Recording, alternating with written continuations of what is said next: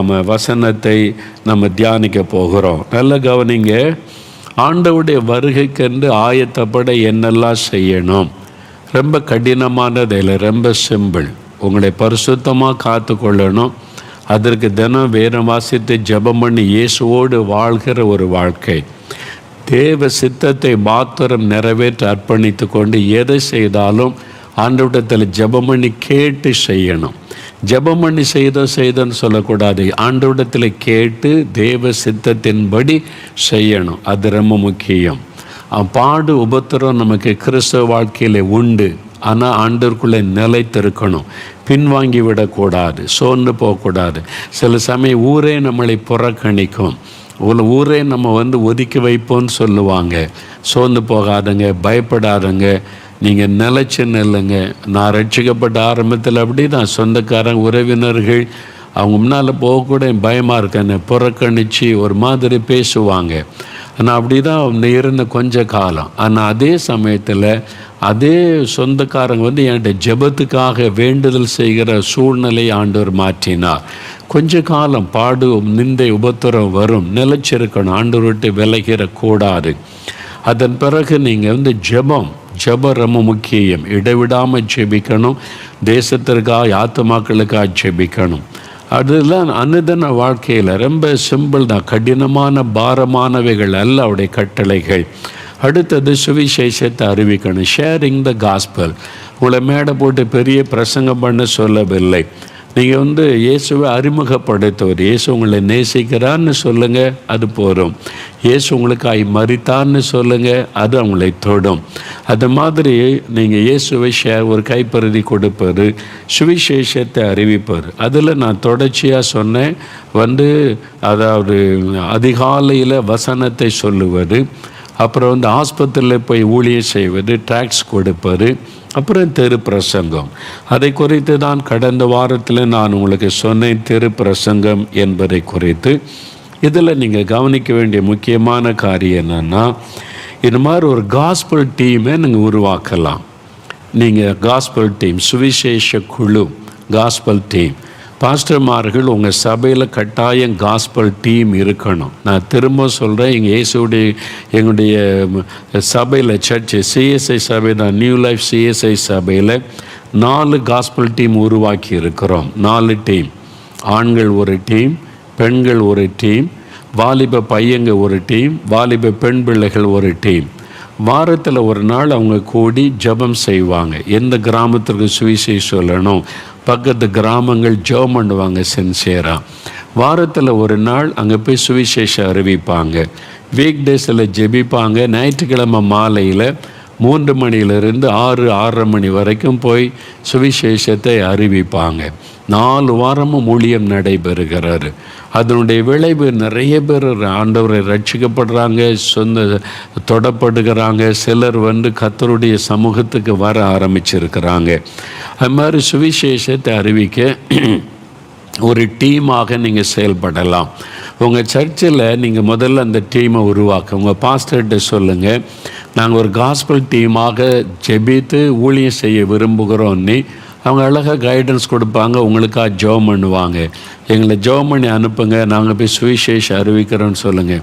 சுவிசேஷம்லாம் அறிவிக்க வேண்டாம், காஸ்பல் ஒர்க்கெல்லாம் பண்ணாதங்கன்னு சொன்னால் அந்த சபையை விட்டு வெளியேறது நல்லது. நான் சொல்கிறேன் உங்களுக்கு, சுவிசேஷம்லாம் அறிவிக்க தேவையில்லை, அப்படிலாம் காஸ்பல் ஒர்க் செய்ய தேவையில்லைன்னு யாராவது சொன்னாங்கன்னா அவங்க சபையில் இருக்கிறது உங்களுக்கு தான் ஆபத்து. அந்த மாதிரி ஒரு ஆத்மா பாரமாக சுவிசேஷம் அறிவிக்கணும் சிந்தை இல்லாட்ட அது சபையே கிடையாது. நல்லா அறிந்து கொள்ளுங்க. சபையினுடைய பிரதான நோக்கமே சுவிசேஷம் அறிவிப்பார். அதுக்கு ஒரு பாஸ்டரே தடையாக இருந்தால் அதை விட்டு வெளியேறிடுங்க. நீங்கள் போய் ஒரு நல்ல அந்த மாதிரி ஆத்மா பாரமுள்ள ஒரு சபையில் ஜாயின் பண்ணி ஊழியம் செய்யுங்க. நீங்கள் ஊழியமே செய்யக்கூடாதுன்னு ஒருத்தர் முடக்கிறாங்கன்னா அவங்களுக்கு பின்னால் இருப்பது நல்ல ஆவி கிடையாது. அது வஞ்சிக்கிற ஆவியாக இருக்கலாம், அந்திகிறிஸ்துவின் ஆவியாக இருக்கலாம். இயேசுவை அறிவிக்கக்கூடாதுன்னு யார் சொல்லுவா? நீங்கள் நல்லா யோசிங்க. இயேசு சொல்லக்கூடாது, இயேசு அறிவிக்கக்கூடாது, ஊழிய நீ கீழே இருக்கும், அடிமையாக இரு, நான் சொல்லபடி கேளு அப்படின்னு சொல்லிட்டு சொல்லலாம் கூடாதுன்னு சொன்னால் இயேசு அப்படி சொல்லுவாரா? யோசிங்க. அதனால் அதுக்கு பின்னால் இருப்பது வேறு ஆவி. தயவு செய்து தப்பிச்சுக்கிடுங்க. ஆண்டோடைய வருகையில் நீங்கள் ஏமாற்றப்பட்டு விடக்கூடாது. அதனால் சுவிசேஷம் அறிவிக்கணும். இயேசுடைய பிரதான கட்டை பவுல், பேதுரு, ஸ்தேவான் எல்லாரும் அறிவித்தாங்க. இன்றைக்கும் எத்தனை சபைகள் அறிவிக்கிறது. நிறைய பாஸ்டர்மார் அவங்களே கைட் பண்ணி கூட்டிட்டு போய் வாரம் சுவிசேஷ ஊழியம் செய்கிற பாஸ்டர்மார் எனக்கு தெரியும். எத்தனை சபைகளில் வாரம் ஊழியம் நடந்துக்கிட்டே இருக்கிறது. அந்த மாதிரி சபையில் போய் ஜாயின் பண்ணி கொள்ளுங்க. அது உங்களுக்கு நல்லது. ஊழியமே செய்யாமல் வெறுமனை உட்கார்ந்துட்டு ஊழியம் செய்யக்கூடாதுன்னு சொன்னால் அது பாவம். அதனால் கவனம் செலுத்துங்க. சுவிசேஷத்தை அறிவிக்கிறீங்க, அவ்வளோதான். நீ இப்போ மேடை போட்டு பெரிய பேசுகிறதல்ல. சுவிசேஷத்தை சொல்லி ஆத்மா ரட்சிக்கப்பட்டாதான சபைக்கு வருவாங்க. அன்று சொல்ல தொழுவத்தில் இல்லாத அநேக ஆடுகளை எனக்கு கொண்டு அவைகளை கொண்டு வரணும். அதுக்கு என்ன அர்த்தம்? நீ போ, அவங்களுக்கு சொல்லு, அவங்கள கொண்டு வரணும்ல, மந்தைக்குள்ளே கொண்டு வரணும். இப்போ சொன்னால் தானே வருவாங்க. நீ உள்ளுக்குள்ளே இருந்து சொல்லவே கூடாதுன்னு அந்த எப்படி வரும்? இயேசு எவ்வளோ பாரத்தோடு சொல்லுகிறான். அதனால் நம்ம அது மாதிரி செய்யணும். அதில் ஒரு காஸ்பல் நீங்கள் சர்ச்சிலே ஆரம்பிங்க, உங்கள் சபையிலே சொல்லி ஆரம்பிங்க. ஒருவேளை அப்படி இல்லை, நீங்கள் படிக்கிற இடத்துல வேலை செய்கிற இடத்துல டீம் ஃபார்ம் பண்ணி கொள்ளலாம். நீங்கள் அது மாதிரி குழுவாக கூடி வாரத்தில் ஒரு நாள் ஜெபம் பண்ணி அது மாதிரி சுவிசேஷத்தை நீங்கள் அறிவிக்கலாம். அது மாதிரி அறிவிக்கும் போது குழுவாக போதும் டீம், காஸ்பல் டீமை உருவாக்கி கொள்ளுங்க. இப்போ நாங்கள் இயேசுடிக்க ஊழியத்தில் 300 பேர் ஃபுல் டைமாக இருக்காங்க. 4 மாவட்டத்தில் 200+ இருக்கிறாங்க. அவங்கெல்லாம் காலையில் வந்துட்டு 9 மணிலேருந்து 5:30 வரைக்கும் ஊழியத்தில் தான் இருக்கிறாங்க. அப்போ ஊழியத்தில் ஆஃபீஸ் ஒர்க்கு, பல ஒர்க்கு, ஜெபிக்கிறது, எழுதுறது, பதில் அனுப்புறது, டிவி நிறைய காரியம் செஞ்சு எல்லாம் ஊழியந்தான், கத்தருக்கு தான். ஒரு நாள் ஆண்டு சொன்னால் இதெல்லாம் ஊழியக்காரங்களாக இருந்தாலும் இதுக்கெல்லாம் சம்பளம் கொடுத்துட்றேன் நான், இது பரலோக கணக்கில் வராது. அப்போ என்ன செய்யணும்? அவங்க போய் சுவிசேஷம் அறிவிக்கணும். அதுதான் பரலோக கணக்கில் வரும். நான் ஒரு நாள் எல்லோரும் வச்சுட்டு பேசினேன். நான் இயேசுடிக்க ஊழியத்தில் உள்ளவங்களுடைய உபவாசத்தில் நீங்கள் இந்த ஆஃபீஸில் ஊழியத்தில் ஊழியம் செய்கிறது உங்களுக்கு ஆண்டவர் சம்பளம் கொடுத்துட்றாரு, அதுக்குடைய பலனை அடைஞ்சிடுறீங்க. இது பரலோக கணக்கில் வராது. அப்போ என்ன செய்யணும்? போய் சுவிசேஷம் சொல்லுங்கள். 4 பேருக்கு சுவிசேஷம் சொல்கிறது தான் பரலோக கணக்கில் வரும் அப்படின்னு சொன்ன போது எல்லாம் ஒப்பு கொடுத்தாங்க. இப்போ ஆண்டவருடைய கிருபையில் ஒவ்வொரு பகுதியிலேருந்து வந்தவங்கெல்லாம் ஒழுங்கு பண்ணி 17 காஸ்பல் டீம் எழும்பி இருக்கிறாங்க. நாங்கள் செய்கிறோம், நாங்கள் போய் செய்ய போகிறோம், நாங்கள் கூடி ஜெபிச்சு சுவிசேஷம் அறிவிக்கிறோன்னு சொல்லி இந்த ஊழியத்துக்கு பல கிராம ஊர்கள்லேருந்து வர்றாங்கல்ல, அவங்கெல்லாம் சேர்ந்து ஒவ்வொரு ஏரியாவிலேருந்து வர்றவங்க டீம் ஃபார்ம் பண்ணி 17 காஸ்பல் டீம் இயேசுடிக்க ஊழியத்துக்குள்ளே எழும்பி இருக்கிறாங்க, செய்கிறாங்க. அது மாத்திரம் இல்லை, இங்கே தங்கி இருக்கிற வாலிபர்கள் தனி டீம், வாலிப பெண் பிள்ளைகள் தனி டீம், அவங்கவுங்க போய் ஊழியம் செய்யணும்னு சொல்லி செய்ய ஆரம்பிச்சிட்டாங்க. இப்போ சந்தோஷமாக செய்கிறாங்க, மகிழ்ச்சியாக சொல்கிறாங்க, இது எங்களுக்கு சந்தோஷமாக இருக்குதுன்னு சொல்லி. சுவிசேஷம் அறிவிப்பது ஒரு பெரிய மகிழ்ச்சி. சுவிசேஷத்திற்கு ஒரு வல்லமை உண்டு. அது மக்களை ரட்சிப்புக்குள்ளே நடத்தும், பாவத்திலிருந்து விடுதலை ஆக்கும், மெய்யான சமாதானத்தை கொடுக்க, சாத்தானின் பிடியில் இருக்கிற ஆத்மாவை தேவனுடைய ஆளுகைக்குள்ளே கொண்டு வருவது தான் ரட்சிப்பு. அதுக்கு தான் சுவிசேஷ ஊழியம். அதனால் நீங்கள் அறிந்து கொள்ளுங்கள். அப்போ அதுக்கு ஒரு டீமாக நீங்கள் ஊழியம் செய்யணும். அதுக்கு என்ன பண்ணணும்? உங்கள் காஸ்பல் டீமுக்கு வேணால் ஒரு பேர் வைத்து கொள்ளலாம். 4 பேர், 5 பேர், 10 பேர் ஒரு டீமாக நீங்கள் இருக்கலாம். அப்போ கூடி ஜெபிக்கிறாரு. காஸ்பல் டீம்னு அப்படின்னா வாரத்தில் ஒரு நாள் கூடி நீங்கள் ஜெபிக்கணும். கருத்தா பக்கத்து கிராமங்கள், எந்த ஊருக்கு போகணும், எந்த ஏரியாவுக்கு போகணும், எந்த பகுதியில் சுவிசேஷம் சொல்லணும், நீங்கள் காத்திருந்து ஜெபம் பண்ணும்போது ஆவியானவர் உங்களுக்கு உணர்த்துவார், உங்களுக்குள்ள ஒரு ஏவுதலை கொடுப்பார். அங்கே இருக்கிற ஒருவருக்கு கொடுக்கலாம், இந்த கிராமத்துக்கு போகலாம், இந்த பகுதிக்கு போகலாம், இந்த ஜனங்களுக்கு சுவிசேஷம் சொல்லப்படலை, இந்த பகுதியில் நிறைய பேர் பாவத்தில் அழிஞ்சிக்கிட்டு இருக்கிறாங்க, நம்ம ஜெபம் பண்ணலான்னு சொல்லி நீங்கள் அவங்களுக்காக பாரத்தோடு ஜெபிக்கணும். அப்படி ஜெபிக்கும் போது கவனிங்க, வாரத்தில் ஒரு நாள் ஜெபிக்கணும், வாரத்தில் ஒரு நாள் சுவிசேஷம் அறிவிக்கணும். அப்போ அந்த ஜெபத்தில் 2 விதமான ஜெபம் பண்ணணும். என்னன்னு சொன்னால், முதலாவது போராட்ட ஜெபம். நீங்கள் 2 கொரிந்தியர் 4ஆம் அதிகாரம் 4ஆம் வசனம் பாருங்கள். 2 கொரிந்தியர் 4ஆம் அதிகாரம் 4ஆம் வசனம். அதாவது தேவனுடைய சாயலாயிருக்கிற கிறிஸ்துவின் மகிமையான சுவிசேஷத்தின் ஒளி அவிசுவாசிகளாகிய அவர்களுக்கு பிரகாசமாய் இராதபடிக்கு இப்பிரபஞ்சத்தின் தேவனானவன் அவருடைய மனதை குருடாக்கினான். சுவிசேஷத்தின் ஒளி, சுவிசேஷம் என்ற நற்செய்தி, இயேசு என்கிற நற்செய்தி ஒரு ஒளி, இருளில் இருக்கிற மக்களை வெளிச்சத்தில் கொண்டு வரும்.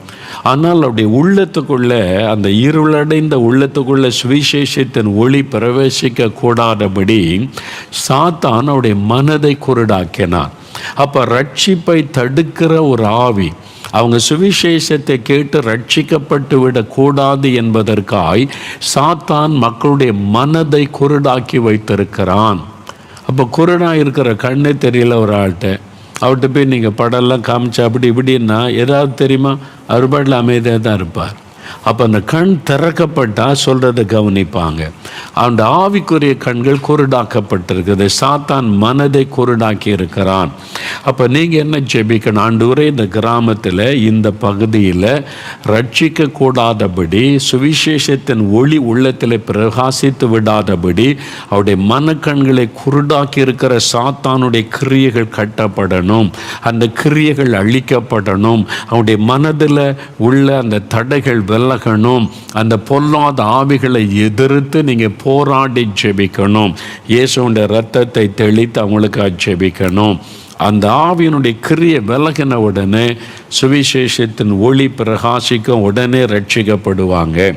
ரெண்டாவது பாருங்க, 2 தீமோத்தேயு 2 அதிகாரம் 25-26 பைபிளில் திருப்பங்க. புதிய ஏற்பாட்டில் 293 பக்கம். 2 தீமோத்தேயு 2 அதிகாரம் 25-26 பாருங்கள். எதிர் பேசுகிறவர்கள், சுவிசேஷத்தை அறிவிக்கும் போது சிலர் எதிர்த்து பேசுவாங்க. சிலர் அது இதெல்லாம் தேவையில்லை, போங்கய்யா, வெளிநாட்டு மதம், வெளிநாட்டு கடவுள் அப்படிலாம் சொல்லுவாங்க. அப்படிலாம் கிடையாது. வெளிநாட்டு கடவுள், உள்நாட்டு கடவுள்லாம் கிடையாது. ஒரே கடவுள், ஒரே உலகம், ஒரே ஆண்டவர், ஒரே ரட்சகர், ஒரே வழிதான் உண்டு. ஆனால் அவங்களுடைய அறியாமை, அவங்களுக்கு தெரியல. அது மாதிரி தவறான காரியம் விதைக்கப்பட்டதனால் அவனுடைய மனதுக்குள் அந்த மாதிரி காரியங்கள். அதனால் எதிர் பேசுகிறவர்கள் சத்தியத்தை அறியும்படி, அவங்களுக்கு அறியலை, சத்தியம் தெரியலை. இப்போ நான் அப்படி தான் இருந்தேன். என்கிட்ட இயேசுவை பற்றி சொன்னபோது கோவப்பட்டேன். என்ன இயேசுன்றீங்க? இயேசு சொல்கிறவங்களையும் பிடிக்காது, இயேசுவே எனக்கு பிடிக்காது, அப்படி தான் இருந்தேன். என்னுடைய அறியாமை, என்னுடைய மனக்கண் திறக்கப்படும் வரைக்கும் நான் இயேசுவை வெறுத்தேன், சுவிசேஷத்தை புறக்கணித்தேன். அப்போ சத்தியத்தை அவர்கள் அறியும்படிக்கு தேவன் அவர்களுக்கு மனம் திரும்புதலை அருளத்தக்கதாக நம்ம ஜெபிக்க வேண்டிய காரியம். ஆண்டவரே, அவங்க அறியாமல் இருக்கிறாங்க, அதனால தான் எதிர் பேசுகிறாங்க, அதனால தான் வேண்டான்றாங்க. அவங்க மனம் திரும்பணும், அவங்க ரட்சிக்கப்படணும், அவருடைய அறியாமை விலகணும் அப்படின்னு நம்ம ஜெபிக்கணும். நல்ல கவனிங்க, இதெல்லாம் நீங்கள் அறிந்துச்சு. முதல்ல அவருடைய மனக்கண் திறக்கப்பட ஜெபிக்கணும். ரெண்டாவது அவருடைய அறியாமை விலகி அவங்க சத்தியத்தை அறியணும். ஆண்டவரே, அதுக்காக நான் ஜெபிக்கிறேன்னு சொல்லி ஜெபத்தில் முதல்ல ஜெயிக்கணும். அதன் பிறகு தான் ஊழியம். நீங்கள் ஜெபிக்காமல் போய் ட்ராக்ஸ் கொடுத்த ஊழியம் செய்தீங்கன்னா ஆத்மாக்களை ஆதாயம் பண்ண முடியாது. முதல்ல ஜெபம், முடிந்த உபவாசம் பண்ணி ஜெபம் பண்ணுங்க. அப்புறம் 26 பாருங்கள். பிசாசனுடைய இச்சையின்படி செய்ய அவனால் பிடிபட்டிருக்கிற அவர்கள், சாத்தான் அவங்கள பிடிச்சு வச்சிருக்கிறான், சாத்தான் அவங்களுடைய ஆளுகைக்குள்ளே வச்சிருக்கிறான், அவங்கள அடிமைப்படுத்தி வைத்திருக்கிறான், அவனுடைய பிடியில் சிக்கி இருக்கிறாங்க. அவன் கையிலேருந்து மீட்டு எடுக்கணும். அதுக்கு தான் போராட்ட ஜெபம். ஆண்டவரே, பிசாசின் பிடியில் இருக்கிற ஆத்மாக்கள் எங்களுக்கு வேணும், அவங்கள விடுதலையாக்கணும் அப்படின்னு கருத்தாக போராடி அந்த பொல்லாத ஆவிகளை எதிர்த்து ஜெபிக்கணும். அது மாத்திரம் அல்ல, மறுபடியும் மயக்கம் தெளிந்து, இப்போ ஒரு ஆள் மயக்கத்தில் இருக்கான்னு வைங்களேன், அப்படியே மயக்கத்தில் இருக்கிறான்னு வைங்க. மயக்கத்திற்கு ஆட்ட போய் நீங்கள் என்ன பேசினாலும் அவருக்கு கேட்குமா? ஊன்னு வாங்க, ஒன்று கேட்காது. மயக்கம் தெளிஞ்சிட்டா என்ன சொன்னீங்கம்பாங்க. அதே மாதிரி நிறைய பேர் கண்ணு திறந்திருக்கும், நல்லா இருப்பான், ஆனால் இருதயத்தில் ஒரு மயக்கத்தை பிசாசு கொடுத்திருப்பான். மதம் என்கிற மயக்கம், ஜாதி என்கிற மயக்கம், தவறான நம்பிக்கை என்கிற மயக்கம், நிறைய பேரை பிசாசம் மயக்கி வச்சு மயக்கத்தில் வச்சுருக்கு. அதனால தான் நீங்கள் சுவிசேஷம்னாலும் அவங்களால ஏற்றுக்கொள்ள முடியலை. அப்போது ஒரு ஆள் மயக்கத்தில் இருந்தால் என்ன பண்ணுவாங்க? மயக்கம் தெளிவிக்க சொல்லுங்கள், என்ன பண்ணுவாங்க? தண்ணி கொண்டு வாங்க. மூஞ்சில் தண்ணி அடித்த உடனே டக்குன்னு மயக்கம் தெளிஞ்சிரும். நீங்கள் என்ன செய்யணும்? இயேசுவோட ரத்தத்தை அவங்க மேலே தெளிக்கிறோம். தெளிக்கப்பட்ட ஆட்டுக்குட்டியானுடைய ரத்தத்துக்குள்ளேன்னு பைபிள் வசனம் சொல்லுது. உங்கள் ரத்தத்தை அவங்க மேலே தெளிக்கிறோம், அந்த ஆத்மா மேலே, அந்த கிராமத்தில், அந்த குடும்பத்தில், அந்த வீட்டுக்குள்ளே அந்த மயக்கம் விலகட்டும் இயேசுவின் நாமத்தில். சுவிசேஷத்தை கேட்கும்படி அவங்களுக்கு தெளிந்த புத்தி உண்டாகட்டும். அப்படி நீங்கள் ஜெபிக்கணும். அது ஒரு ஜெபம். அடுத்தது பாருங்கள், அவனுடைய கண்ணிக்கு நீங்கத்தக்கதாக. கண்ணி சாத்தான், கண்ணி என்னது ட்ராப்.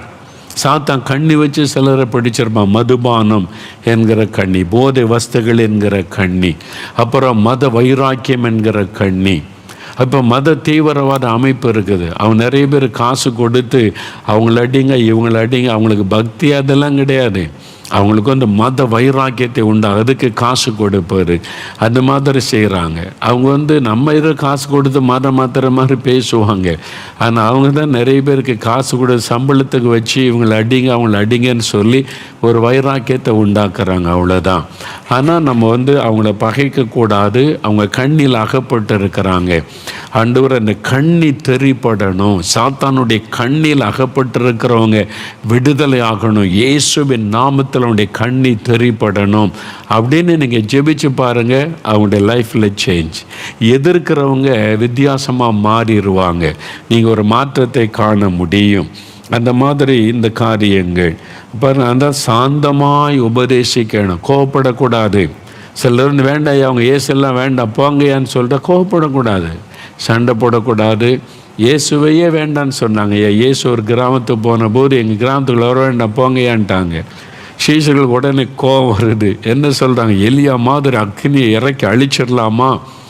ஏசு என்ன சொல்கிறார், நீங்கள் பெற்றிருக்கிற ஆவி இன்னதுன்னு அறியாமல் இருக்கிறீங்களா? அது பழைய ஏற்பாட்டு காலம், அவனுடைய எலியா, அதனுடைய காரியம் வேறு. இப்போ உள்ள காலம் வேறு. இது வந்து சுவிசேஷ அறிவிக்கிற காலம், ரட்சிப்பின் காலம், ஜனங்கள் மனம் திரும்புகிற காலம். நீங்கள் என்ன ஆவி பெற்றுங்கன்னு தெரியாதா? இயேசு அமைதியாக போயிட்டார். இயேசுவே சொல்கிறார், ஒரு கிராமத்துக்கு போகிறீங்க, எங்கள் கிராமத்துக்கெல்லாம் இயேசு வேண்டாங்கன்னு சொல்லிட்டா காலில் இருக்கிற தூசியை உதறி போட்டு அடுத்த கிராமத்துக்கு போங்கன்னு சொல்லுகிறார். இயேசு யாரையும் கட்டாயப்படுத்தவில்லை. ஆனால் அவங்களுடைய அழிவை அவங்களே தேடிக்கொள்கிறாங்கன்னு அர்த்தம். அவங்களுடைய சாபத்தை அவங்களே தேடிக்கொள்கிறாங்கன்னு அர்த்தம். ஏன்னா நற்செய்தியை புறக்கணிக்கிறாங்க, சுவிசேஷத்தை புறக்கணிக்கிறாங்க. நம்ம யாரையும் மதத்தை பற்றி பேசுவதில்லை, நற்செய்தி சொல்லுகிறோம், அவங்களுடைய இரட்சகரை பற்றி தெரியப்படுத்துகிறோம். அதனால தான் அந்த மக்களுக்காக நம்ம ஜெபிக்கணும். ஒரு முறை புறக்கணிச்சா நீங்கள் வந்து அவங்களுக்கு அழுது ஜெபம் பண்ணுங்க, அவங்கள வெறுக்காதங்க. அழுது ஜெபிச்சிங்கன்னா அடுத்த முறை அவங்களுடைய மனசில் மாற்றம் வரும். அதனால் கருத்தாக ஜெபம் பண்ணி சாந்தமாக நீங்கள் போய் சுவிசேஷம் சொல்லணும். ஒருத்தர் அடிக்க வந்தால் கூட சரி அடிங்கய்யா நாங்கள் பட்டுக்கிறோன்னு சொல்லுங்கள். ஆனால் இயேசு உங்களை நேசிக்கிறான்னு சொல்லிட்டு போய் கொண்டே இருங்க. யாரையும் கட்டாயப்படுத்த தேவையில்லை. எதிர்த்து பேசி சண்டை வாக்குவாதெல்லாம் பண்ணாதங்க. எங்களுக்கு உரிமை இருக்குது, நான் இதில் சொல்லுவேன் அப்படி சொல்லுவேன்லாம் பேசாதங்க. நீங்கள் அமைதியாக ஜெபம் பண்ணிவிட்டு அடுத்த ஊருக்கு கடந்து போகலாம். எத்தனை பேர் தாகத்தோடு இருக்கிறாங்க, அவங்கக்கிட்ட கர்த்தர் உங்களை கைட் பண்ணுவார். ஆனால் அந்த மாதிரி நீங்கள் நம்ம நடந்து கொள்ளணும். ஜெபம் அதுக்கு தான் உபவாசம் பண்ணி அதுக்காக ஜெபிக்கணும். அடுத்தது மன்றாட்டு ஜெபம். கலாத்தியர் 4:19 இயேசு உங்களுடைய உள்ளத்திலே உருவாகும் அளவும் நான் கர்ப்ப வேதனைப்படுகிறேன்னு சொல்கிறார். ஒரு ஆத்மா ரட்சிக்கப்படணுமானா நமக்குள்ள கர்ப்ப வேதனையின் ஜெபம் அவசியம். அது விலையேறப்பெற்ற ஆத்மா, அவங்களுக்காக இயேசு ரத்தம் சிந்தி இருக்கிறார். ஆண்டவரே இந்த மகளுக்காக, இந்த மகனுக்காக, இந்த சகோதரி, இந்த குடும்பத்துக்காக ஜெபிக்கிறப்பான்னு நீங்கள் கண்ணீரோட பாரத்தோடு ஜெபிக்கும் போது அந்த ஆத்மா தொடப்படும். அந்த ஆத்மாவை கர்த்தர் ஆயத்தப்படுத்துவார். உங்களுடைய ஜெபம் நீங்கள் போகிறதுக்கு முன்னால் இந்த கிராமம் அந்த ஆத்மாக்களை அதை ஆயத்தப்படுத்தும் என்பதை மறந்துடாருங்க. அதனால் ஜெபம் முதலாவது முக்கியம். ரெண்டாவது, வாரத்தில் ஒரு நாள் ரெகுலராக சுவிசேஷ ஊழியம் வைத்து கொள்ளுங்க. உங்கள் டீமில் வாரத்தில் ஒரு நாள் கூடி ஜெபிங்க. எந்த கிராமம்னு ஃபிக்ஸ் பண்ணுங்க. ஆண்டோடைய நடத்துதலோடு அந்த கிராமத்துக்காக தொடர்ந்து ஜெபிங்க. அங்கே இருக்கிற எல்லா அந்தகார வல்லமை, மக்களை வஞ்சிக்கிற ஆவிகள், எல்லா கிரியைகள் அழிக்கப்படன்னு ஜெபிங்க.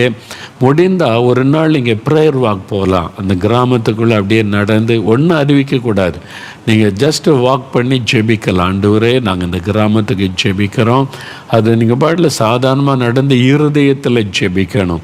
இவங்கெல்லாம் ரட்சிக்கப்படணும், இவங்களுக்காக ஜெபிக்கிறோம், ஒவ்வொரு வீட்டுக்குள்ள நம்முடைய ரத்தத்தை தெளித்து ஜெபிக்கிறோம், அறிந்து கொள்ளணும் ஆண்டவரேன்னு சொல்லி ஜெபிச்சுட்டு வந்து அப்புறம் ஒரு நாள் சுவிசேஷ ஊழியப்பாங்க என்டையர்லி டிஃப்ரெண்ட்டாக இருக்கும். அந்த மாற்றத்தை நீங்கள் பார்ப்பீங்க. எதிர்க்கிறவங்க அவங்க அன்பாக மாறிடுவாங்க, வாங்க எங்களுக்கு சொல்லுங்க அப்படின்னு கேட்க ஆரம்பிச்சிருவாங்க. ஏன்னா அந்த ஆவிதான் அவங்களுக்கு பின்னால் நின்று அந்த வைராக்கியத்தை கொடுக்கிறது. அது அழிக்கப்பட்டு விட்டால் ரொம்ப அன்பானவங்க எல்லா மக்களும், எதிர்க்கிறவங்க கூட அன்பானவங்க, அதுக்குள்ள நல்ல ஆத்துமாக்கள், அவங்களுக்குள்ள ஒரு அறியாமை இருக்கிறது, அவங்களுக்குள்ள ஒரு வைராக்கியம் இருக்கிறது, தெரியாமல் ஒரு மத வைராக்கியம். கடவுள் மேலே அன்பு வைராக்கியம் இருந்தால் பரவாயில்ல, இந்த மத வைராக்கியம் ஆசீர்வாதம் இல்லைன்னு அவங்களுக்கு தெரியாது. நீங்கள் அவங்களுக்காக ஜெபிக்கணும். அப்படி நீங்கள் போய் ஊழியம் செய்யணும், டீமாக போகலாம். போகும்போது நீங்கள் முதல்ல பாட்டு பாடி போய் தெரு பிரசங்கம் மொத்தவானு பண்ணிவிட்டு அப்புறம் ரெண்டு பேராக போய் சந்தித்து நீங்கள் வார்த்தைகளை சொல்லலாம். யார் விரும்புகிறாங்களோ அவங்க கூப்பிடுவாங்க, அவங்களுக்காக ஜெபித்து ஆண்டவரை பற்றி சொல்லலாம், அவங்களுக்கு ஆசீர்வாதமாக இருக்கும். நீங்கள் சந்தித்து பேசுகிற ஆத்மாவுடைய விவரங்களை எழுதி கொள்ளணும். எனக்கு ஜெபம் பண்ணி கொள்ளுங்க அவனு கேட்டான், அவனுடைய பெயரை ஜெப குறிப்புகளை எழுதி நோட் பண்ணி கொள்ளணும். நீங்கள் அவங்களுக்காக ஜெபிக்கணும். வீட்டில் அவங்களுக்கு அற்புதம் செய்யுங்க, அவங்களுடைய துயரத்தை மாற்றுங்க, அவங்கள தொடர்ந்து சந்திங்கன்னு ஜெபிக்கணும், தொடர்ந்து ஃபாலோ பண்ணணும். அப்போ முதல்ல வாரத்தில் ஒரு நாள் கூட்டி ஜெபிக்கணும், வாரத்தில் ஒரு நாள் சுவிசேஷம் அறிவிக்கணும். நீங்கள் சந்திக்கிற ஆத்மாக்களுடைய விவரங்களை ஜெப குறிப்புகளை கலெக்ட் பண்ணி கொண்டு வரணும், அவங்களுக்காக ஜெபிக்கணும். அவங்கள மறுபடி போய் சந்தித்து நல்லா இருக்கீங்களா, நான் அவங்களுக்காக பிரார்த்தனை பண்ணேன், சுகமாக இருக்கீங்களா, இப்போ எப்படி இருக்கிறதெல்லாம் கேட்டு தொடர்ந்து அவங்களுக்கு இயேசுவின் அன்பை நீங்கள் வெளிப்படுத்தணும். இதுதான் முக்கியமான காரியம். சரியா? இதை அறிந்து கொள்ளுங்கள். ஆத்துமாக்கள் எனக்கு தாரும் ஆண்டவரே அப்படின்னு கருத்தாக ஜெபிக்கணும். இந்த ஜெபசேஷ அறிவிக்கிறதுல நிறைய அனுபவங்கள். ஒரு சமயம் நாங்கள் எங்கள் ஜெபக்குழுவில் நாங்கள் சுவிசேஷம் அறிவிக்கிறதுக்கு ஜெபம் பண்ணோம். ஆண்டவரே, இந்த மாதத்தில் இந்த வாரத்தில் எந்த ஊருக்கு நாங்கள் போகணும், நீங்கள் காண்பிக்கிற ஊருக்கு போகிறோன்னு சொல்லி ஜெபிக்கிறோம். ஜெபம் பண்ணும்போது ஒரு சகோதரிக்கு ஆவியானவர் ஒரு பெயரை காண்பிக்கிறார். அப்போ சொல்கிறாங்க, இந்த ஊர் பெயரை காமிக்கிறாரு, ஆனால் பக்கத்தில் எனக்கு அந்த ஊர் இருக்கிற மாதிரி தெரியல, நான் கேள்விப்படலைன்றாங்க. அந்த ஊரை வைத்து நாங்கள் ஜெபிக்கிறோம். ஜெபம் பண்ணிவிட்டு நான் விசாரிக்க ஆரம்பித்தேன், இந்த ஊர் எங்கே இருக்குன்னு பார்த்தா எங்கள் மாவட்டத்தில் பக்கத்தில் உள்ள ஊர் பேரெல்லாம் தெரியும், ஏன்னா இப்படி ஒரு ஊரே இல்லையே அப்படின்றாங்க. நான் ஒவ்வொன்றா விசாரிக்கிறேன் ஒருத்தர்கிட்ட. கடைசியில் ஒருத்தர் சொன்னார், இது திருநெல்வேலிக்கு அங்கெல்லாம் இருக்குது, நீங்கள் நால்மாடியிலுக்கு திருநெல்வேலியிலேருந்து இன்னொரு பஸ்ஸில் போகணும், இந்த மாதிரி ஒரு கிராமம் இருக்குது, அது ஒரு கிராமம் அப்படின்னு சொன்னாங்க. அந்த ஊருக்கு போகும்படி ஆவியானவர் வெளிப்படுத்தி பேசியிருந்தார். அதனால் அப்போ அங்கே இருக்குது அந்த ஊர், இங்கேருந்து திருநெல்வேலிக்கு போகணும், அங்கேருந்து ஒரு பஸ்ஸு பிடிச்சி போகணும், அந்த ஊருக்கு போகலாம். அதுதான் கர்த்தர் வெளிப்படுத்தி இருக்கிறான்னு சொல்லி நாங்கள் ஜெபிக்க ஆரம்பித்தோம். ஆண்டவரே, இந்த ஊருக்காக ஜெபிக்கிறோம், இந்த மக்களுக்காக ஜெபிக்கிறோன்னு சொல்லி நாங்கள் பல நாள் நாங்கள் உபவாச ஜெபத்திலலாம் வைத்து ஜெபம் பண்ணோம். ஜெபம் பண்ணிவிட்டு ஒரு நாள் போகிற 20-30 பேர் நாங்கள் ஒரு ட்ரம்மெல்லாம் வச்சுருப்போம், ட்ரம் அடித்து பாட்டு பாடி சுவிசேஷம் அறிவிக்கிறது, மெகாஃபோன் எடுத்துக்கொண்டு ட்ராக்ஸ்லாம் எடுத்துக்கொண்டு ஒரு நாள் போகிற 4 மாவட்டத்திலேருந்து பஸ் ஏறி திருநெல்வேலி போய், திருநெல்வேலியிலேருந்து பஸ் ஸ்டாண்ட்லேருந்து அந்த பஸ் ஏறி போய் அந்த ஊருக்கு இறங்குனா அந்த ஊருக்கு பஸ்ஸே போகாது, இன்னொரு இடம் அங்கேருந்து 1 கிலோமீட்டர் நடக்கணும். அதில் இறங்கி விசாரித்தா அங்கே சொல்கிறாங்க, அந்த நீங்கள் தேடி வந்த ஊர் அது அங்கே இருக்குது பாருங்கள், வயக்காட்டுக்கு நடுவில் ஒரு ஊர், ஒரு கிராமம் இருக்குது, அதான் அந்த ஊருங்க அப்படின்னு சொல்கிறாங்க. சொன்னோன்னே சரி, அந்த ஊருக்கு தான் ஆண்டவர் நம்மளை அனுப்பியிருக்கிறான்னு சொல்கிறோம். அப்போ அங்கே உள்ள ஒரு ஐயா, அந்த ஊருக்கா போகிறீங்க, நீங்கள் கிறிஸ்தவங்க தானே? ஆமாம். நீங்கள் என்ன ட்ரம்மு கையில் இதெல்லாம் டேக்ஸ்லாம் வச்சுருக்கோம்ல, அந்த ஊருக்கு போகாதங்கன்றாங்க. ஏன் போகக்கூடாது ஐயா அப்படின்னு கேட்டால், கொஞ்ச நாளைக்கு முன்னால் இது மாதிரி உங்களை மாதிரி ஒரு குரூப்பு வந்தாங்க, அந்த மக்கள் அடித்து ட்ரம்மெல்லாம் உடைச்சி விரட்டிட்டாங்க, அவங்க ரொம்ப பயங்கரமான ஆட்கள், அங்கே போகாதங்க அப்படின்றாங்க. எப்படி இருக்கும்? 1 மாதத்துக்கு முன்னால் அங்கேருந்து அடித்து விரட்டியிருக்காங்க கொஞ்சம் பேரை, சுவிசேஷ சொல்ல போனவங்களை ட்ரம்மெல்லாம் கிழித்து அனுப்பிட்டாங்களாம். அந்த ஊருக்கு தான் எங்களை ஆண்டவர் போக சொல்லியிருக்காரு. என்ன பண்ணுறது? யோசித்து பாருங்கள். அங்கே ஊர் கிறிஸ்தவங்க கூட கிடையாது, ஆனால் நற்செய்தி சொல்லணும். இயேசு சொல்லியிருக்கிறாரில்ல, அந்த மக்களுக்கு சொல்லுங்கள், அந்த மக்கள் ஆசீர்வதிக்கப்படணுமேன்னு சொல்லி. சரி, ஆண்டவர் நம்மளை அந்த ஊருக்கு தான் அனுப்பியிருக்கிறார். என்ன நடந்தாலும் சரி போகலான்னு சொல்லி அந்த ஊருக்கு வெளியில் நின்று நாங்கள் எல்லாம் ஜெபம் பண்ணுறோம். முதல்ல, ஆண்டவரே எங்களோட நீங்கள் வர்றீங்க, எங்கள் கூட வாங்க, அந்த மக்களை நேசிக்கிறீங்க, அந்த மக்களுக்கு உங்களை வெளிப்படுத்துங்க, ரட்சிக்கப்படணும், ஆசீர்வதிக்கப்படணும் அப்படின்னு நல்லா ஜெபம் பண்ணிவிட்டு அந்த ஊர் என்ட்ரன்ஸில் நின்னோடனே நாங்கள் ட்ரம் அடித்து பாட்டு, வருவாய் தருணம் இதுவே அழைக்கிறாரை இயேசுன்னு சொல்லி பாட்டு பாடிக்கிட்டே போகிறோம். நாங்கள் 20-30 பேர் யோசிப்பா, ஆண்கள் பெண்கள்லாம் போகிறோம். ட்ரம் அடித்து பாட்டு பாடிக்கிட்ட ஊருக்குள்ளே போனால் எல்லாம் தெருவில் வந்து பார்க்க ஆரம்பிக்கிறாங்க. ஒரு மாதிரி முறைச்சி பார்க்குறேன், என்னடா போன மாதம்தான் இவங்களை அடித்து விரட்டணும், இப்போது ஒரு கூட்டம் வந்திருக்கிறேன்ற மாதிரி பார்க்குறேன். எங்களுக்கு அதெல்லாம் தெரியாது. ஆண்டவர் ஜெபம் பண்ணி நீங்கள் போகிறனார் போன போது 3 சந்தி தெருக்கள் சேருகிற இடம். நான் சொன்னேன், எல்லாம் ஒதுங்கி நில்லுங்கன்னு சொல்லி பின்னால் எல்லாம் நின்றாங்க. முன்னால் நின்று மெகாஃபோனில் பாட்டு பாடுறோம். வாலிபர்கள்லாம் வந்து அப்படியே முறைச்சி பார்த்துட்டு நிற்கிறாங்க. வீட்டு வாசலில் நிற்கிறாங்க. ஊர் அங்கங்கே கூடி நிற்கிறாங்க. கடை இருக்குது, எல்லாம் அப்படியே முறைச்சி பார்த்துட்டு நிற்கிறாங்க. அப்போ நான் ஜெபிக்கிறேன், ஆண்டவரே நான் என்ன சொல்லணும் அப்படின்னு. ஆண்டவர் சொன்னார், சில ஞானமாக சில காரியம் சொல்ல சொன்னார். நான் சொன்னேன் அவங்கள பார்த்து, முதலாவது, எனக்கு அன்பான கிராம மக்களே, உங்களை நாங்கள் வாழ்த்துகிறோம் இயேசுவின் நாமத்தில். இவங்கெல்லாம் யார் என்ன சொல்ல வந்திருக்கான்னு உங்களுக்கு நினைக்கலாம். நாங்கள் 4 மாவடின்ற கிராமத்துலேருந்து வர்றோம். அது வந்து திருச்செந்தூர் பக்கம் இருக்குது. ஏன் உங்கள் மத்தியில் வந்தோன்னா, உங்களுக்கு நற்செய்தி நாங்கள் சொல்ல வந்திருக்கிறோம். அந்த நற்செய்தியை அறிவிக்க ஆண்டவர் அனுப்பினார். யாரும் எங்களுக்கு காசு கொடுத்து அனுப்பலை, எங்கள் சொந்த பணத்தை செலவு பண்ணி வந்திருக்கிறோம். அவங்கவுங்களுக்கு வேலை உண்டு, சம்பாத்தியம் உண்டு, அவங்கவுங்க எங்கள் பணத்தை செலவு பண்ணி உங்கள் மத்தியில் நாங்கள் வந்திருக்கிறோம். மதத்தை பற்றி பேச நாங்கள் வரவில்லை. உங்களை நேசிக்கிற ஒரு ஆண்டவர் இருக்கிறார், உங்கள் மேலே அன்புள்ள ஒரு கடவுள் இருக்கிறார், அவரும் உங்களுக்கு சொல்லி உங்களை ஆசீர்வதித்து பிரார்த்தனை பண்ண வந்திருக்கிறோன்னு சொல்லி இன்ட்ரடக்ஷன் சொல்லிவிட்டு சாட்சி சொன்ன ஒரு தாத்தா சாட்சி 5 நிமிஷத்தில் இயேசு எப்படி தனக்கு அற்புதம் செய்து தன் வாழ்க்கையை மாற்றினார்னு. அப்புறம் ஒரு 10 நிமிஷம் நான் இயேசு சிலுவையிலே மறித்து நம்முடைய பாவ சாபத்தை சுமந்தார் என்கிற செய்தியை சொல்லி நாங்கள் ஜெபம் பண்ண அந்த கிராமத்தை ஆசீர்வதி ஜெபிச்சுட்டு சொன்னேன், நீங்கள் யாராவது விரும்பினால் எங்களை கூப்பிட்டா உங்கள் வீட்டில் வந்து உங்களுக்கு பிரார்த்தனை செய்வோம். எங்கள்கிட்ட இயேசுவை பற்றி புஸ்தகம் இதெல்லாம் இருக்குது, நீங்கள் விரும்பினா வாங்கி கொள்ளலாம். நாங்கள் யாரையும் கட்டாயப்படுத்துவது அல்ல. நீங்கள் விரும்பினா பெற்றுக்கொள்ளுங்க, நீங்கள் விரும்பினா அவங்க வீட்டில் வந்து பிரார்த்தனை செய்வோம் அப்படின்னு சொல்லி முடித்தோம். அவ்வளோதான். முடிச்சுட்டு 2 பேராக தெரு அனுப்பினோம். அப்போது 2 பேரை அனுப்புனா முதல்ல பயந்துக்கிட்டே தான் போனாங்க. அப்புறம் பார்த்தா அங்கே உள்ள வாலிபர்கள் அவங்க டீமெல்லாம் கூட்டி போய், ஐயா இந்த வீட்டுக்கு வாங்க, இந்த வீட்டுக்கு வாங்க, ஒவ்வொரு அந்த கிராமத்தில் அத்தனை வீடுகளுக்கெல்லாம் கூட்டிகிட்டு போனாங்க. நாங்களே அங்குள்ள வாலிபர்களே கூட்டிகிட்டு போனாங்க, எங்கள் வீட்டுக்கு வாங்க, உங்கள் வீட்டுக்கு வாங்க, பெண்கள்லாம் கூட்டிகிட்டு போய் எங்களுக்கு ஒரு பிரார்த்தனை பண்ணுங்க, இந்த இயேசுவை பற்றி சொல்லுங்கன்னு ஒவ்வொரு வீட்டுக்கும் போய் சுவிசேஷம் அறிவித்து ஜெபிச்சு முடிக்க மத்தியானம் சாப்பிட எங்களுக்கு டைம் இல்லை. அன்னைக்கு வந்து கிட்டத்தட்ட 3-4 மணிக்கு தான் சாப்பிட்டோம். உடல் அவ்வளவு ஜனங்கள் தாகத்தோடு அப்படி கேட்டு எல்லா வீட்டுக்குமே கிட்டத்தட்ட போயிட்டோம். நாங்கள் 4 மத்தியானம் கூட சாப்பிடல, கொண்டு போன சாப்பாட்டை கையில் வச்சுருக்கிறோம், போகிற வழியில் சாப்பிட்லான்னு சொல்லிவிட்டு நாங்கள் கடைசியாக முடிச்சுட்டு ஊரை விட்டு வெளியே வரும்போது ஒரு 10-15 வாலிபர்கள், எல்லாம் வாலிபர்கள். அவங்கள்ட்ட நான் கேட்டேன், தம்பி நீங்கள் இவ்வளோ சந்தோஷமாக அன்பாக எங்களை கூட்டிகிட்டு போய் ஜெபிக்கெல்லாம் சொல்கிறீங்க, அப்போ வந்து நீங்கள் இதுக்கு முன்னால் இது மாதிரி எங்களை மாதிரி வந்தவங்களை அடித்து விரட்டினீங்கன்னு சொன்னாங்களே அப்படின்னு கேட்டேன்.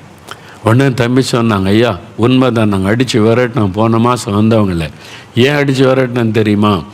நீங்கள் வந்தீங்க, இயேசு உங்களை நேசிக்கிறார், நல்ல ஒரு ஆண்டவர் பற்றி அழகாக இயேசுவை பற்றி சொன்னீங்க, எங்களுக்கு நல்ல ஆசீர்வாதமாக இருந்துச்சு. அவங்க வந்து நின்றுக்கிட்டு நீ வணங்குறது அது இதுன்னு பயங்கரமாக வந்து தாக்கி பயங்கரமாக பேசினாங்க. உடனே தான் எங்களுக்கு கோவம் வந்த உடனே அடித்து விரட்டி ஓடி போங்கன்னு விரட்டி விட்டுட்டோம். நீங்கள் இயேசுவை பற்றி இவ்வளோ அழகாக சொன்னால் நாங்கள் ஏன் அவங்கள வெறுக்க போகிறோம் என்று சொல்லி சந்தோஷமாக சொன்னாங்க. அப்போது சுவிசேஷத்தை அறிவிக்கணும். நாம் அவங்க வணங்குற தெய்வம் அது இதுன்னு எதுவும் பேசக்கூடாது. இயேசுவை பற்றி மட்டும்தான் நீங்கள் மக்களுக்கு சொல்லணும். இயேசு எப்படிப்பட்டவர், இயேசு உங்களுக்காக என்ன செய்தார், அவரை மட்டும்தான் சொல்லணும். அதுக்கு மாறான காரியத்தை பேசிடக்கூடாது. அப்போ அதனால தான் அவங்க பாருங்கள் அன்போடு ஏற்றுக்கொண்டாங்க. அது மாத்திரம் இந்த வாலிப தம்பி சொன்னாங்க, இவ்வளோ அருமையான ஒரு ஆண்டவரை சொல்கிறீங்களே, எங்கள் ஊரில் ஒரு கூட்டம் போடுங்களேன், நீங்கள் நடத்துங்கன்னு சொல்லி அவங்களே கேட்டாங்க. 2 நாள் நற்செய்தி கூட்டாங்க வச்சோம். அந்த கிராமத்தில் எங்கள் டீம் அனுப்பியிருந்தோம். அந்த வாலிபர்களே உற்சாகப்படுத்தி கூட்டம்லாம் ஆர்கனைஸ் பண்ணியிருந்தாங்க. எங்கள் ஊரில் நீங்கள் கூட்டம் நடத்தி இந்த இயேசுவை பற்றி சொல்லுங்கன்னு சொல்லி. அப்போ தாகத்தோடு இருக்கிற மக்கள் இயேசுவை நீங்கள் சரியாக சொன்னால் போதும். சுவிசேஷத்தை தான் ஆண்டவர் அறிவிக்க சொன்னார். அவங்க காரியங்களை நீங்கள் பேசாதபடி நீங்கள் நம்ம சுவிசேஷம் அறிவிக்க போகும்போது கவனிக்கணும்.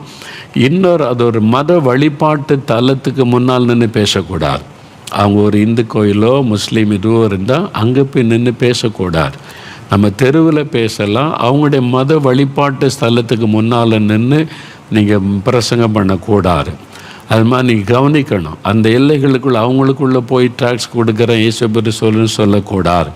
அவங்க பண்டிகை கொண்டாடும் போது நீங்கள் உள்ள நுழைஞ்சி செய்யக்கூடாது. கொஞ்சம் ஞானமாக கவனமாக செய்ய வேண்டும். அவங்க அதில் பக்தியாக கொண்டாடி கொண்டிருக்கும் போது உள்ள நுழைஞ்சிங்கன்னா அது உங்களுக்கு மேலே கோபத்தை எரிச்சலை உண்டாக்கும். அதே மாதிரி அவங்க வழிபாட்டு தலங்கள் அதுக்கு செய்யக்கூடாது. ஆனால் சில சமயத்தில் அவங்களே கூப்பிட்டு இங்கே என்னென்னு பேசுங்க ஐயா, நீங்கள் சொல்லுங்கம்பாங்க. இந்துக்களை அவங்களே கூப்பிட்டு சொல்லும்போது ஊர் பெரியவங்க சொல்லுவாங்க. அப்போ நீங்கள் அறிவிக்கலாம். மற்றபடி அங்கே போய் நின்று அதுக்கு எதிர்த்தாப்பல் நின்று பேசக்கூடாது, அந்த வாசற்படியில் நின்று பேசக்கூடாது. இதெல்லாம் கவனம் செலுத்தணும். சுவிசேஷம் அறிவிக்கும் போது நமக்கு ஆத்துமாக்கள் தான் முக்கியம். ஜனங்கள் ரொம்ப பாதிக்கப்பட்டிருக்கிறாங்க. அந்த மாதிரி நீங்கள் அறிவிக்கணும். இதை மனதில் கொள்ளணும். சரியா? அப்போ இப்படி நம்ம சுவிசேஷம் அறிவிக்கும் போது கர்த்தர் என்ன செய்கிறார், எப்படி ஆத்துமாக்களை தொடுகிறார். அடுத்த வாரத்தில் இன்னும் சில காரியங்களை உங்களோட பகிர்ந்து கொள்ளும். இப்போவே டீம் ஆரம்பிச்சிருங்க. முதல்ல கூடி ஜெபம் பண்ணுங்க. சுவிசேஷத்தை அறிவிக்க ஆரம்பிச்சிருங்க. ட்ராக்ஸ் எல்லாம் வேண்டுமானா நம்முடைய கெத்செமனே ஜெப மையத்தில் வாங்கிக்கொள்ளுங்க. இல்லை 4 மாடிக்கு தெரியப்படுத்துங்க, பெற்றுக்கொள்ளலாம். சரியா? அப்போ எல்லோரும் ஊழியம் செய்வீங்களா? முதல் முறை தான் கொஞ்சம் பயமாக தெரியும். நீங்கள் செய்ய ஆரம்பிச்சிட்டிங்கன்னா அது ஒரு பெரிய சந்தோஷமான அனுபவம். ஆத்மா ரட்சிக்கப்படும் ஒரு எவ்வளோ பெரிய மகிழ்ச்சி தெரியுமா உங்களுக்கு? இன்னும் இதை பற்றின அப்படி சொல்லும்போது என்ன நடக்கிறது, எப்படி ஆண்டவர் கிரியை செய்கிறார், எப்படி ஆண்டவர் அற்புதம் செய்கிறார், எப்படி ஆத்துமாக்களை தொடுகிற அந்த வரங்கள் வல்லமைகள் எப்படி வெளிப்படும். அப்போ உங்கள் மூலமாக வல்லமை வரம் இப்படி வெளிப்பட்டு ஜனங்களுக்கு விடுதலை கொடுக்கும். இந்த மாதிரி காரியங்களை நம்ம அடுத்த வாரத்தில் நம்ம தியானிக்கலாம். சரியா? நாளைக்கு அற்புத இந்த பெருவிழா இருக்கிறதுனால அடுத்த வாரத்தில் இன்னும் சில காரியம் இந்த ஊழியங்களை குறித்து அறிந்து கொள்ளலாம். அதனால் நீங்கள் உடனே காஸ்பல் டீம் ஆரம்பிங்க. உங்கள் பாஸ்டர்கிட்ட சொல்லுங்கள், போதகர்கிட்ட சொல்லுங்கள், நாங்கள் வாரத்தில் ஒன்று கூட்டி ஜெபிக்கிறோம், சுவிசேஷம் அறிவிக்க போகிறோன்னு சொல்லுங்கள். டீமாக செயல்படுங்க, குழுவாக செயல்படுங்க. ஆண்டவர் பெரிய காரியம் செய்வார். இப்போ ஜெபிக்கலாமா? ஆண்டவர்கிட்ட கேட்க போகிறீங்க, ஆண்டவரே நான் சுவிசேஷம் அறிவிக்கணும், நாங்கள் அறிவிக்கணும், எங்களை பயன்படுத்தணும், எங்கள் மேல் அதுக்கான அபிஷேகத்தை தாங்க, வல்லமை தாங்க, கிருபை தாங்கன்னு சொல்லணும். ஒவ்வொரு சபையிலையும் சுவிசேஷக்குள்ளே இருக்கணும். பாஸ்டர்மார் தயவு செய்து வசனத்தில் சொல்லப்பட்ட மாதிரி நீங்கள் அழைப்பு கொடுங்க. ஜனங்க ரெடியாக இருக்கிறாங்க. நீங்கள் பயிற்சி கொடுங்க, நீங்கள் சொல்லி கொடுங்க, எப்படி போகணும், என்ன சொல்லணும், எப்படி அறிவிக்கணும். வர்ற நாட்களில் நம்ம எதை சொல்லணும், எதை சொல்லக்கூடாது, எப்படி பேசணும், ஒருவேளை ஒருத்தர் வாக்குவாதம் பண்ணால் எப்படி பதில் சொல்லணும், எப்படி காரியத்தை செய்யணும், எல்லாம் உங்களுக்கு அடுத்த வாரத்தில் உங்களுக்கு சொல்லி கொடுக்கப்படும். அதனால் 2 இருக்கும். சில எதிர்ப்பு இருக்கும், சில ரட்சிப்பு இருக்கும். 2மே நீங்கள் சந்திக்க வேண்டியது வரும். ஆனால் 2 இனிமையாக இருக்கும், ரொம்ப மகிழ்ச்சியாக இருக்கும். பயப்பட தேவையில்லை. நான் ஒழித்து போன பிறகு சிலர் வெரைட்டி இருக்காங்க, பேசக்கூடாதும்பாங்க. அமைதி, ஓகே பிரதர், ரொம்ப சந்தோஷம் அப்படின்னு நாங்கள் ஜெபம் பண்ணிட்டு கடந்து போயிடுவோம். அதனால் எல்லாத்தையுமே நம்ம ஃபேஸ் பண்ணணும். ஆனால் சந்திக்கப்படுகிற ஆத்மா நிறைய இருக்கிறாங்க. ஒரு சமாதானமான வார்த்தை யாராவது சொல்ல மாட்டாங்களான்னு ஏங்கி கொண்டிருக்கிற மக்கள் அடுத்த வாரத்தில் இன்னும் தெளிவாக பல காரியம் அறியலாம். இப்போ நம்ம ஜெபிக்கலாம். ஆண்டவரே என்னை பயன்படுத்துங்க, நான் உம்முடைய பிரதான கட்டளையை நிறைவேற்றணும், நான் சுவிசேஷம் அறிவிக்கணும், என் மூலம் ஆத்மா ரட்சிக்கப்படணும். நிறைய மக்கள் பாவ சாபத்தில் அழியிறாங்கப்பா. அந்த மக்களுக்கு ஆண்டவரே சமாதானம் வேணும், ரட்சிப்பு வேணும், என்னை பயன்படுத்துங்க. நீ ஒப்பு கொடுக்குறீங்களா? அப்படி ஒப்பு கொடுக்குறவங்க இருதயத்தில் கை வைத்து ஜெபிங்க. தகப்பனே, யார் யார் இருதயத்தில் கை வைத்து நானும் சுவிசேஷம் அறிவிக்கணும், என்னையும் பயன்படுத்துங்க, என் பயத்தை எடுத்து போடுங்க, வெட்கத்தை எடுத்து போடுங்க, நான் எல்லா சுவிசேஷத்தை சொல்லி அநேகரை ரட்சிப்புக்குள்ளே நடத்தணும், எனக்கு கிருபை தாங்க, எனக்கு வல்லமை தாங்க, அதுக்கு எனக்கு அபிஷேகம் தாங்க, நான் நிறைய ஆத்துமாக்களை ஆண்டவரை தொழுவத்துக்கு கொண்டு வரணும், மந்தைக்குள்ளே கொண்டு வரணும், நிறைய ஆத்துமாக்களை ரட்சிப்புக்குள்ளே நடத்தணும், எனக்கு கிருபை தாங்க. ஆண்டவரே எங்களுடைய சபையில் சுவிசேஷ குழு எழும்பணும், எங்கள் சபையில் எழும்பணும், வாலிபர்கள் நாங்கள் எழும்பணும், வயதான தாய்மார் நாங்கள் கூட எழும்பணும், தகப்பன்மார்கள் எழும்பணும், எங்களை பயன்படுத்துங்க. எங்கள் சபையில் ஆண்டவரை சுவிசேஷம் அறிவிக்கிற குழு எழும்பணும். ஆண்டவரே நான் வேலை செய்கிற இடத்துல எழும்பணும், நான் வேலை செய்கிற இடத்துல படிக்கிற இடத்துல நாங்கள் குழுவாக எழும்பணும், எங்கள் ஹாஸ்டலில் நாங்கள் டீமாக எழும்பி ஊழியை செய்யணும். ஆண்டவரே கிருபை தாங்க, கிருபை தாங்க, பலன் தாங்க என்று ஜெபிக்கிற பிள்ளைகளை அபிஷேகம் பண்ண வல்லமைப்படுத்தும். சுவிசேஷத்தை அறிவிக்க தூண்டி எழுப்பமுடைய வல்லமையான சுவிசேஷம் எல்லா மக்களுக்கும் அறிவிக்கப்படட்டும். இந்த ராஜ்யத்தின் சுவிசேஷத்தும் எல்லாருக்கும் அறிவிக்கப்படும் என்ற வார்த்தை நிறைவேறும்படி பயன்படுத்தும். கர்த்தரப்படி ஆசீர்வதித்த அன்பிற்காய் ஸ்தோத்திரம், ஸ்தோத்திரம், ஸ்தோத்திரம். இயேசு கிறிஸ்துவின் நாமத்தில் ஜெபிக்கிறோம் பிதாவே. ஆமேன், ஆமேன். என் ஆத்துமாவே கர்த்தரை சோஸ்திரி, என் முழு உள்ளமே அவருடைய பரிசுத்தமுள்ள நாமத்தை சோஸ்திரி. என் ஆத்துமாவே கர்த்தரை சோஸ்திரி, அவர் செய்த சகல உபகாரங்களை மறவாதே. ஆமேன், ஆமேன்.